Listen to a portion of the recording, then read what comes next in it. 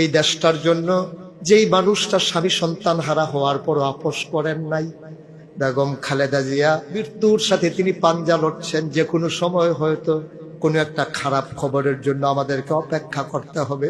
আমরা প্রাণ ভরে দোয়া চাই, আল্লাহ যেন দেশের প্রয়োজনে মানুষটার দীর্ঘ দীর্ঘ হায়াত দিয়ে দেয়, বলো আমিন।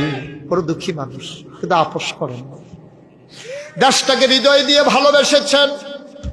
আপোষ করলে সোনার চামচ মুখে দিয়া রাত দিন কাটাইতে পারতেন। জেলখানায় গিয়েছেন, নিজের ছেলে হারিয়েছেন, স্বামী হারিয়েছেন, তারপরও মানুষটা আপোষ করলেন না। এই মানুষটার দেশের প্রয়োজনে তুমি একটু হায়াত দিয়ে দাও, সবাই পড়েন আমিন। আরেকটা দোয়া করি, আর যদি হায়াত না থাকবে, একদিন না একদিন তো যাওয়াই লাগবে। যেদিন যাবেন উনি যেন ঈমান নিয়ে কবরে যেতে পারে, বলেন আমিন।